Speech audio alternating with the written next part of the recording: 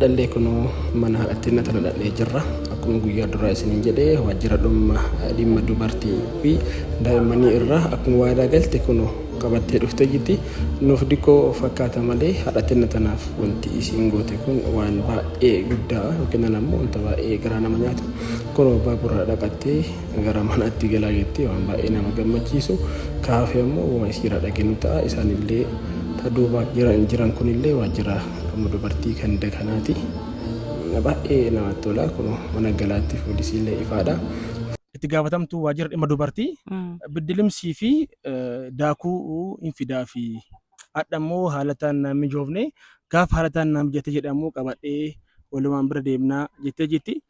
Waajjira dhimma dubartii akkuma dhagaa jirtanii waajjira dhimma dubartiitii fi daa'immanii irraa dhuftee aadde Heeleen jedhamti.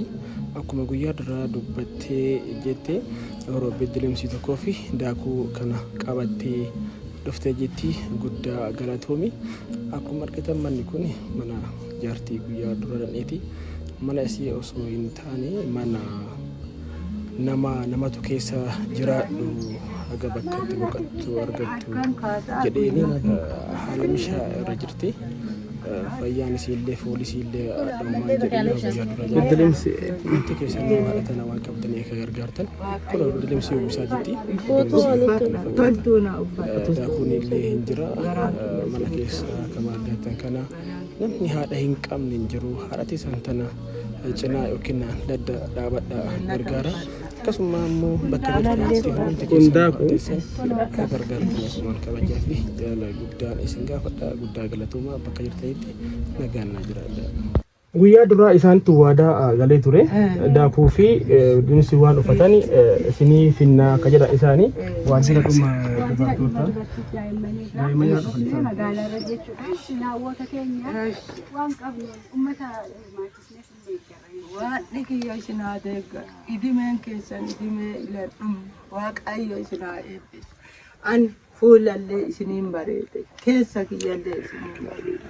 Kara qooquma bulaa kara qooquma oolaa ijoollee kiyyaa akka kun isinii nyaadhee saantibii isinaa kennitaniin bitadhee daasifadhee kun gabbadha isinaa gabbisu waaqni kiyya naa gabbadha. Maarree isaantu hiyyeessaa jaartii gargaaruu qabnu jedhanii isatu abdii kiyya ati abdiin kan kee waaqadha lafatti abdii kiyya atiin kagaraa kiyyaa kun si haaga kun isin haaga kun jennata naa uffadha isin jennanni keessanaa ta'u fayyaan keessanaa ta'u hin dhabina hin cabina ijoollee kiyya hin dabina rabbi isin haa ta'u dhalti teessan isin haa dabga Iyesuus Kiristoos isin haa dabga waaqayyo keessanaa ta'u alaafii isin haa ta'u digaafii isin haa ta'u minxaafii isin haa ta'u tiraasii isin haa ta'u isin haa ta'u dubartii kanatti ijoollee kiyya.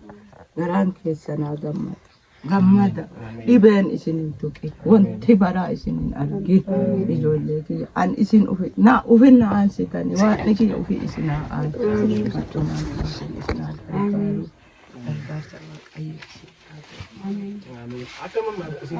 harka kana kun amma saantifi isinaa kennitanii Akimii insu kumamne yudura gisee miidhame san amma kun na cabeera amma akimii dhaqa jedhee nafa dhiqadhee okkee tana yoo galimaa nyaadha jedhee boqqollatti bitadhee itti buufadhee kun amma kana ammataa hidhaa tolfataa akkuma rabbii isin jiraachisee dibee wal gargaarra waanuma jiruutiin dhimma dubartii keessanii ka ganda malkaa shaayitti isin ganna jedhamti. Karaa ishiitiin isin argachuu dandeenya. Kanaafuu nasi yoo arganne isin anillee dhufaa isin naanna jaalmaalee kiyya qabadhaati buna isinii binnee dhufne isin laalla iddootti deebina waan buna kenna. Ofitti isinaa qabu zamaanii ijoollee kiyya qilleensi dharaa isin sa'i sareen teessanin dhabi sareen teessanin rakkate an kiyya bubbee fudhata kan fudhanne san isin haalatta kan dhumne san kan hidhatteeti daggafama dachaa nyaadha dachaa afaadha wanti tokko isin hin arge isiniin gabbadhe naa gabbadha. Yeroo ulfaadha waan isinillee isin fayyisu Amiin. waan carraa kana caalaa akkasii jiraachisu abdiidhamna Amiin. lollee keessanuma waaqaan yaaddenateesh Amiin. fayyaa taatee ni jiraadha. Haalatti godhadha. Bakka manatti isin ijaarullee isinii kadhannaa.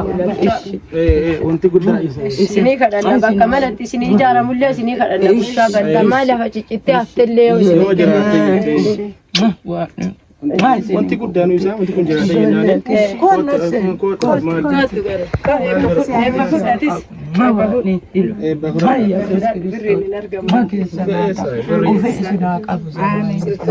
Ijoollee kiyya wanti tokko illee isin hin argine.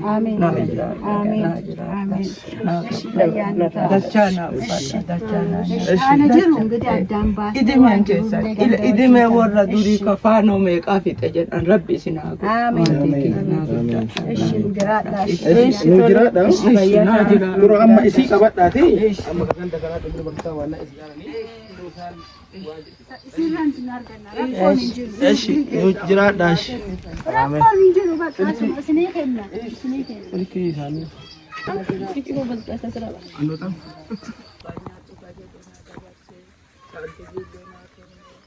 akkas godhee mucaan suniin abbaan nyaadhu jedhee deeme nyaachaa didee bu'aa oolee naa kennan yoo isaan dhibama akka kana kufee dhibama akkasin naa dabarsee achumarraan isin arga jennanni isin haa argu.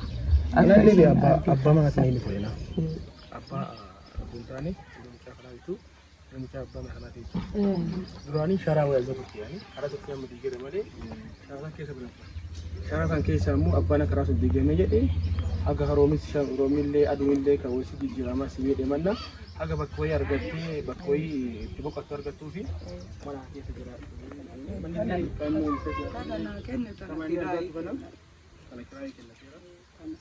waan guddaa nama guddaa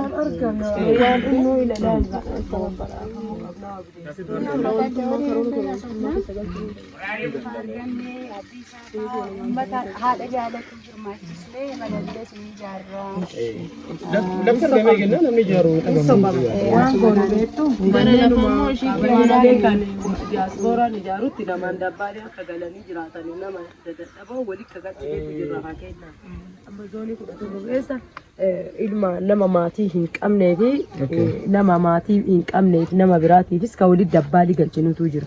Kanneen walitti qabnee namoota akkasiin mana keessa dadhaban manneen qaban illee barbaanneet isaanis nama dadhabaasanii akka waliin buna gandillee akka deeggaru taasisa. Ayyee kun waan guddaa isinillee rabbi bo'aa rabbi rabbi bo'ee nama garaa jabaatu illee rabbiin garaa siyaa laaffisa. Wanti guddaan waaqa kadhatu galatooma guddaa ulfaadhaa.